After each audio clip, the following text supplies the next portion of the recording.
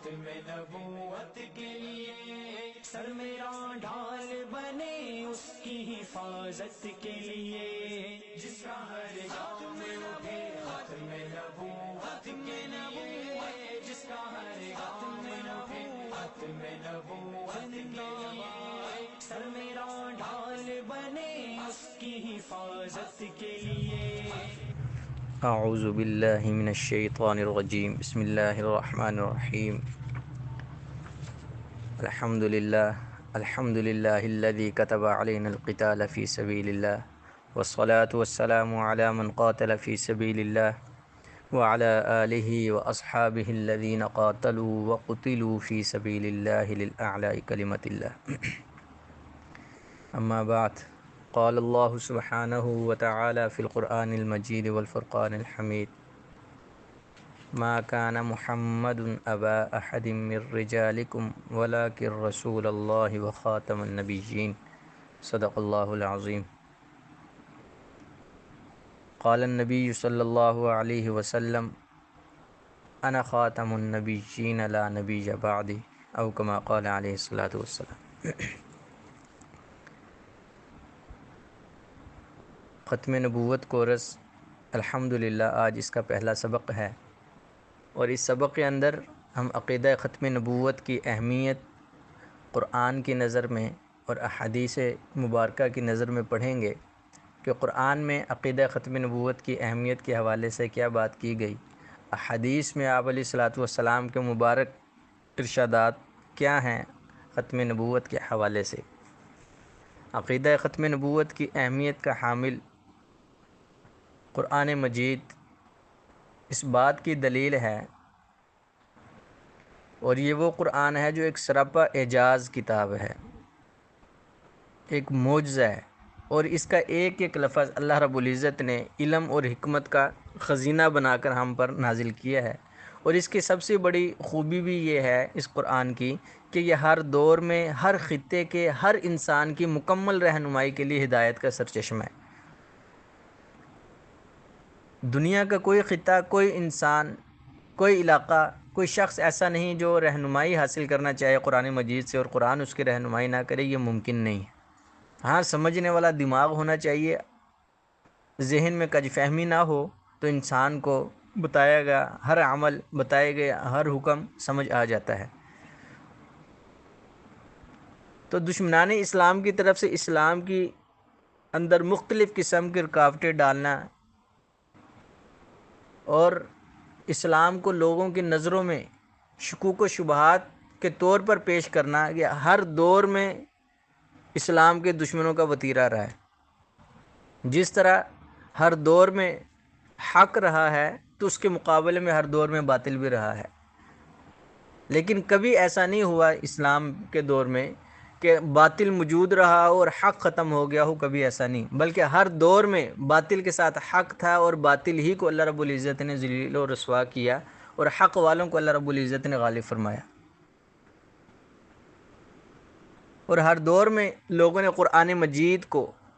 غلط قرار دینے کی، قرآن مجید کے اندر مختلف قسم کی ایسے شکوک و شبہات والی باتوں کو عوام کے سامنے لانے کی کوشش کی، جس کی وجہ سے انسان جب قرآن سے متزلزل اس کا عقیدہ یا اس کا ایمان ہو جائے تو سارا دین ہی ختم ہو جاتا ہے۔ لیکن اللہ تعالیٰ کا یہ کلام ہے، اس کی حفاظت بھی اللہ رب العزت نے ذمہ لی، تو اللہ تعالیٰ نے خود جب اس کی ذمہ داری لی، انا نحن نزلنا الذکر و انا لہ لحافظون، کہ اللہ تعالیٰ نے کہا کہ ہم نے اس کو ذکر کو نازل کیا اور ہم ہی اس کے محافظ ہیں۔ تو لہذا کسی دور میں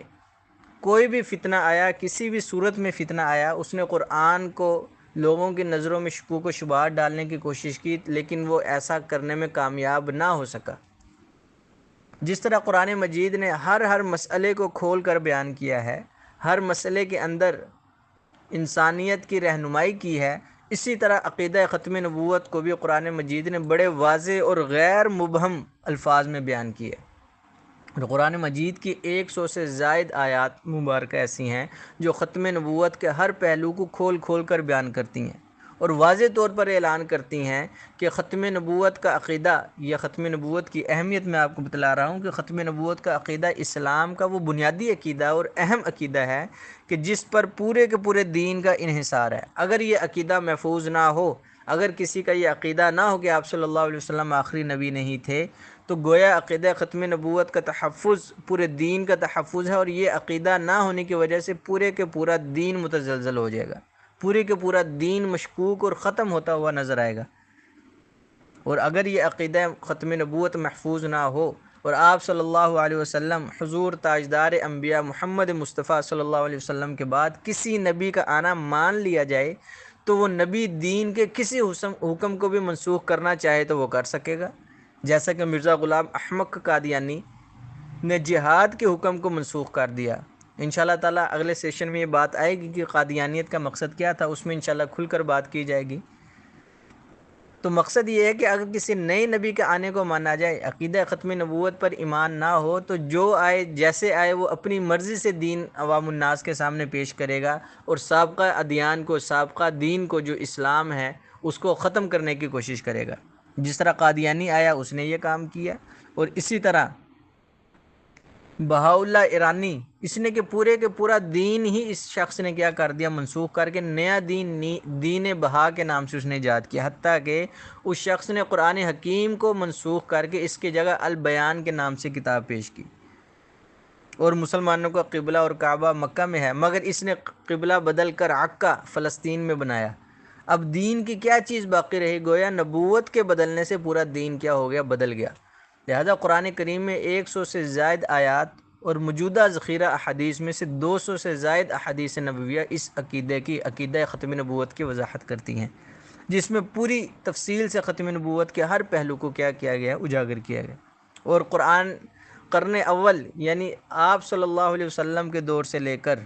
آج تک پوری امت مسلمہ کا اس بات پر اجماع چلا آ رہا ہے کہ آپ صلی اللہ علیہ وسلم کے بعد،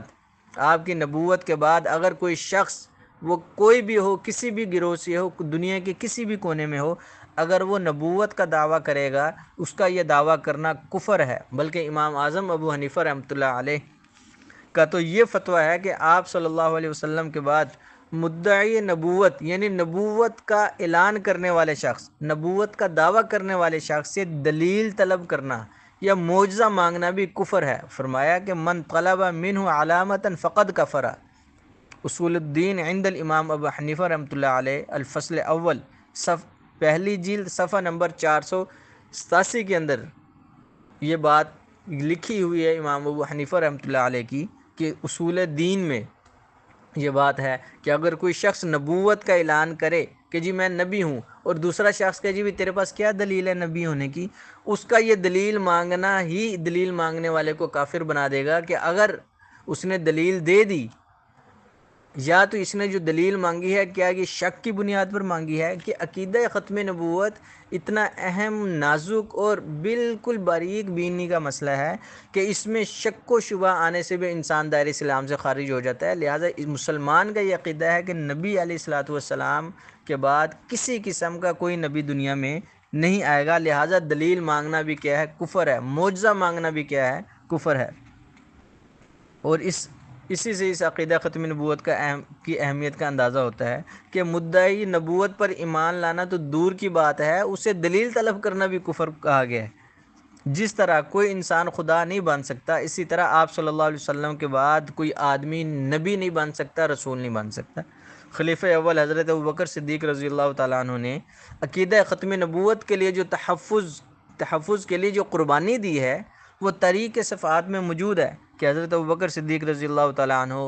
جمیع تمام صحابہ اکرام کی نظر میں عقیدہ ختم نبوت کی جو اہمیت تھی، اس بات کا آپ بخوبی اندازہ لگا سکتے ہیں کہ مدعی نبوت کا دعویٰ کرنے والا مسیلمہ کذاب، اس کے ساتھ جو مارکہ ہوا تھا، اس میں 22,000 مرتدین یعنی 22,000 دشمنوں کو، گستاخ رسولوں کو قتل کیا گیا تھا، اور 1200 کے قریب صحابہ اکرام نے جام شہادت نوش فرمایا، اور جن میں سے 600 کے قریب حافظ قرآن اور قاری تھے۔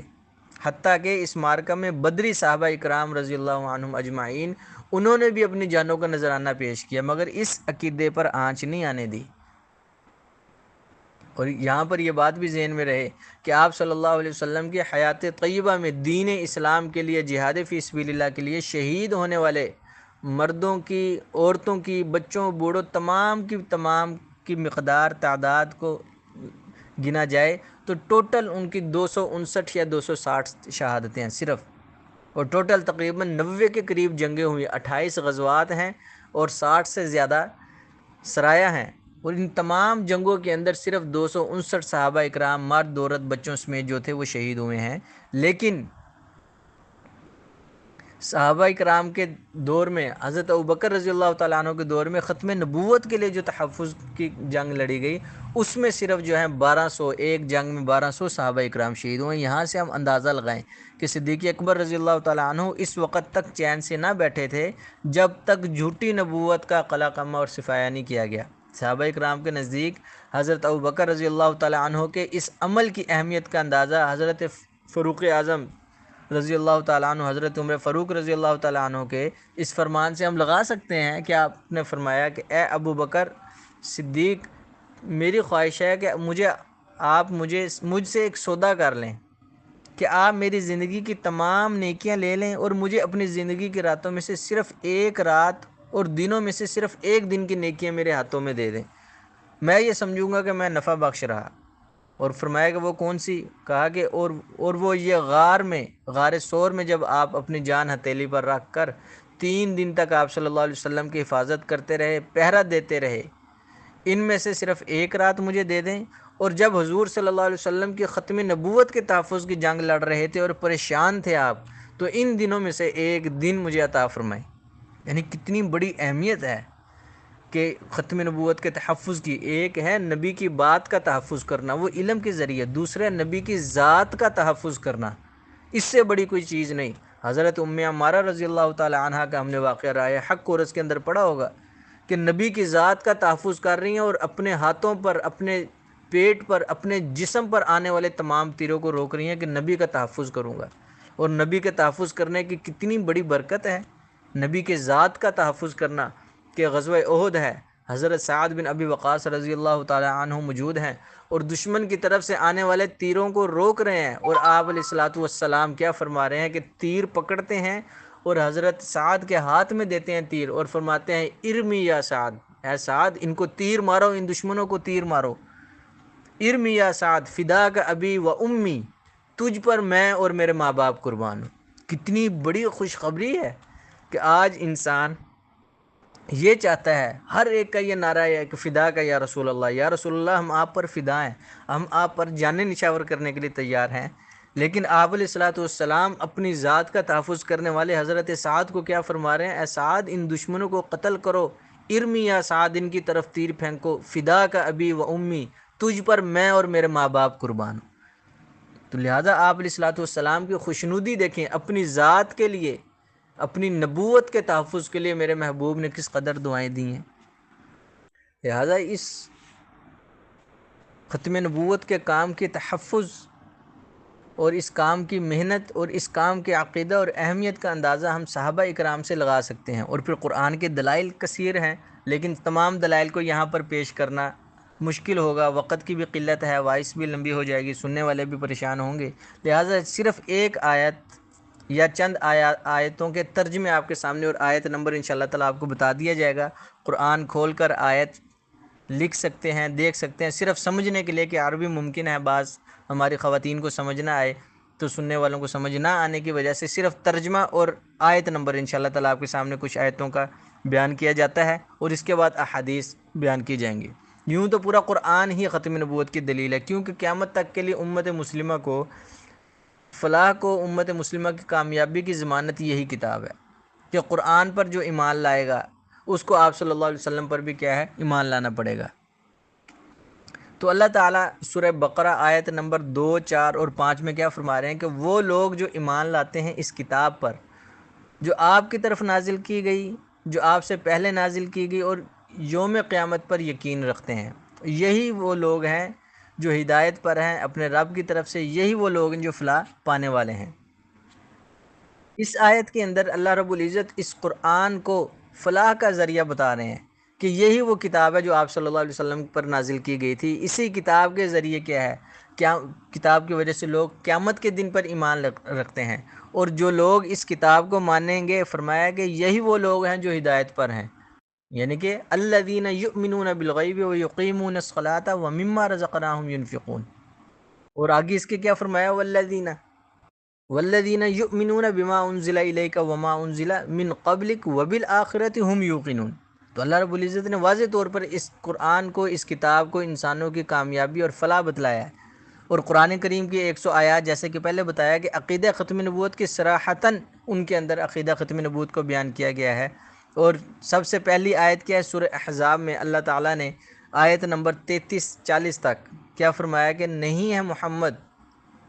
تمہارے مردوں میں سے کسی کے باپ، یعنی ما کان محمد ابا احد من رجالکم ولکن رسول اللہ وخاتم النبیین. لیکن آپ صلی اللہ علیہ وسلم اللہ کے رسول ہیں اور تمام انبیاء کے ختم کرنے والے ہیں، اور اللہ تعالیٰ ہر چیز کا جاننے والا ہے. اس آیت میں صراحتاً اللہ تعالیٰ نے آپ صلی اللہ علیہ وسلم کو آخری نبی اور رسول کہا کہ تمام نبیوں کے بعد آپ کی بعثت ہوئی. گویا آپ کی آمد کے بعد اب کوئی نیا نبی پیدا نہیں ہو سکتا، اور آپ کے بعد قیامت تک پیدا ہونے والے تمام انسان، تمام جن آپ ہی کی امت میں داخل ہوں گے. اسی مضمون کو قرآن مجید نے ایک اور مقام پر بھی ذکر فرمایا سورہ اعراف کے اندر آیت نمبر 158 میں فرمایا کہ اے نبی ان سے کہہ دیجئے کہ میں تمہارے تمام لوگوں کی طرف اللہ کا رسول ہوں. اور اسی طرح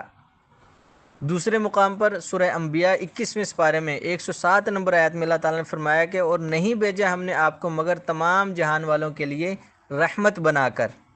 وما ارسلناک الا رحمۃ للعالمین. تو ان تمام آیات سے یہ ثابت ہوتا ہے کہ آپ کی نبوت اپنے زمانے سے لے کر قیامت تک پیدا ہونے والے تمام ہی انسانوں کے لیے عام ہے. اس کے بعد کسی بھی نبی اور رسول کی بعثت نہیں ہے، اور اللہ کے دین کی تکمیل بھی ہو چکی ہے. اسی طرح اللہ رب العزت نے سورہ مائدہ کے اندر جو اعلان فرمایا 5ویں سپارے میں آیت نمبر 3 میں کیا فرمایا، الیوم اکملت لکم دینکم واتممت علیکم نعمتی ورضیت لکم الاسلام دینا، کہ میں نے آج تمہارے دین کو تم پر کامل کر دی اور اپنی نعمت تم پر تمام کر دی. یہاں پر نعمت سے مراد کیا ہے، نبی ہیں کہ آپ علیہ الصلوۃ والسلام کے بعد اب کوئی کسی قسم کا نبی اس دنیا میں نہیں آئے گا. تمام دین، کامل دین ہمارے پاس یہ قرآن مجید کی صورت میں موجود ہے. لہٰذا جس نے جو رہنمائی لینی ہے اسی قرآن سے اس کو لینی پڑے گی. یہ چند آیات تھی، کس بعض کا ترجمہ بعض آیات میں نے آپ کے سامنے پیش کی ہیں. اگر مفصل کسی کو آیات چاہیے ہوں انشاءاللہ تعالیٰ ان کو پرسنلی طور پر سینڈ کر دی جائیں گی. اس کے بعد چند احادیث آپ صلی اللہ علیہ وسلم کی آپ کے سامنے پیش کر کے انشاءاللہ تعالیٰ آج کا لیکچر ختم کرتے ہیں کہ حضرت ام المؤمنین حضرت عائشہ صدیقہ رضی اللہ تعالیٰ عنہ فرماتی ہیں کہ آپ صلی اللہ علیہ وسلم نے ارشاد فرمایا کہ انا خاتم النبیین، کہ میں آخری نبی ہوں. اور آگے فرمایا میری مسجد مساجد الانبیاء کے خاتم اور آخری ہے، یعنی میری مسجد مساجد انبیاء کے خاتم، یعنی تمام نبیوں کو ختم کرنے والی اور آخری ہی مسجد ہے. اور یہ کنز العمال میں حدیث نمبر 34,999 حدیث نمبر پر یہ حدیث بیان کی گئی ہے. اسی طرح ایک اور روایت ترمذی شریف کی کہ حضرت انس بن مالک رضی اللہ تعالیٰ عنہ سے روایت ہے کہ آپ صلی اللہ علیہ وسلم نے فرمایا کہ رسالت اور نبوت منقطع ہو چکی ہے، یعنی ختم ہو چکی ہے، بس میرے بعد نہ کوئی رسول ہوگا اور نہ کوئی نبی ہوگا. یہ ترمذی شریف کی روایت ہے، حدیث نمبر 2272. اور اسی طرح حضرت عقبہ بن عامر رضی اللہ تعالیٰ عنہ فرماتے ہیں کہ نبی کریم صلی اللہ علیہ وسلم نے فرمایا اگر میرے بعد کوئی نبی ہوتا تو وہ عمر بن خطاب ہوتے. ترمذی شریف کی روایت ہے یہ بھی، اور حدیث نمبر 3686 نمبر حدیث ہے کہ صحیح حضرت محمد مصطفیٰ صلی اللہ علیہ وسلم نے اپنی ختم نبوت کا اعلان کئی عنوانات سے، کئی پیراہوں سے اور کئی دفعہ آپ صلی اللہ علیہ وسلم نے اس کا ذکر فرمایا. اور یہ اتنی احادیث ہیں جو کثرت تواتر کو پہنچی ہوئی ہیں. ان میں سے کسی حدیث کو جھوٹا یا کسی حدیث کو ضعیف نہیں کہا جا سکتا. اور 200 سے زیادہ احادیث جو ہیں وہ عقیدہ ختم نبوت پر کیا کرتی ہیں، دلالت کرتی ہیں. اسی طرح ایک حدیث مسلم شریف کی حدیث نمبر 6251 کہ حضرت جبیر بن مطعم رضی اللہ تعالیٰ عنہ سے روایت ہے کہ آپ صلی اللہ علیہ وسلم نے فرمایا کہ میں محمد ہوں، میں احمد ہوں، میں ماحی ہوں، یعنی میرے ذریعے سے اللہ تعالیٰ کفر کو مٹائے گا۔ ماحی کا مطلب ہوتا ہے کفر کو مٹانے والا۔ اور آگے فرمایا میں حاشر ہوں، یعنی قیامت میرے بعد قیامت آ جائے گی اور حشر برپا ہوگا، یعنی کوئی نبی میرے اور قیامت کے درمیان نہیں آئے گا۔ آگے کیا فرمایا، اور میں عاقب ہوں۔ عاقب اس شخص کو کہا جاتا ہے جس کے بعد کوئی نبی نہ ہو۔ تو یہ روایت مسلم شریف میں ہے۔ اسی طرح ابو داؤد شریف میں حدیث نمبر 4254 میں آپ صلی اللہ علیہ وسلم نے فرمایا کتاب الفتن میں کہ حضرت ثوبان رضی اللہ تعالیٰ عنہ فرماتے ہیں کہ آپ علیہ الصلوۃ والسلام نے فرمایا کہ قرب قیامت میری امت میں سے 30 جھوٹے پیدا ہوں گے، جن میں سے ہر ایک یہی کہے گا کہ میں نبی ہوں، حالانکہ میں خاتم النبیین ہوں، میرے بعد کوئی نبی نہیں ہو سکتا۔ کتنی واضح حدیث آپ علیہ الصلوۃ والسلام نے فرما دی، اور پیشن گوئی بھی فرما دی کہ علامات قیامت میں سے یہ بھی ہے کہ 30 جھوٹے نبی آئیں گے۔ اور آج تک کئی لوگوں نے دعوے یہ کی ہیں، اور جن کے فتنے بہت زیادہ پھیلے ہیں وہ عام طور پر 30 سے کم ہیں، تقریباً 22 سے 25 کے درمیان ایسے لوگ ہیں جنہوں نے نبوت کا دعویٰ کیا۔ ویسے تو چھوٹے موٹے بہت سارے لوگوں نے دعوے کیے، کسی نے مہدی ہونے کا دعویٰ کیا، کسی نے نبی ہونے کا دعویٰ کیا، لیکن جو بڑے فتنے تھے عالمی فتنوں میں جن کو شمار کیا جاتا ہے ان کی تعداد تقریباً 25 کے قریب ہے۔ اور اس وقت جو سب سے بڑا فتنہ چل رہا ہے وہ فتنہ قادیانیت، غلام احمد قادیانی کا، مرزائیوں کا فتنہ ہے۔ تو لہٰذا آپ صلی اللہ علیہ وسلم نے واضح طور پر فرمایا کہ میرے بعد 30 جھوٹے نبی ہوں گے۔ اور اسی طرح مسلم شریف کی ایک اور روایت ہے، 1195 نمبر روایت حضرت ابو ہریرہ رضی اللہ تعالیٰ عنہ سے، کہ انہوں نے فرمایا کہ آپ علیہ الصلوۃ والسلام نے فرمایا کہ مجھے تمام انبیاء پر 6 باتوں میں فضیلت دی گئی ہے۔ اول یہ کہ مجھے جوامع الکلم دیے گئے، اور دوسرا یہ کہ روب سے میری مدد کی گئی۔ جوامع الکلم کہتے ہیں کہ ایسے الفاظ، ایسی باتیں جس کی وجہ سے لوگ بہت جلدی بات کو مان لیتے ہیں۔ ان من البیان لسحر، جیسے کہا جاتا ہے کہ بعض بیان جادو ہوتے ہیں۔ اسی طرح آپ علیہ الصلوۃ والسلام کو خوبصورت کلام، خوبصورت الفاظ دیے گئے۔ اور دوسرا کیا بتایا گیا کہ روب سے میری مدد کی گئی۔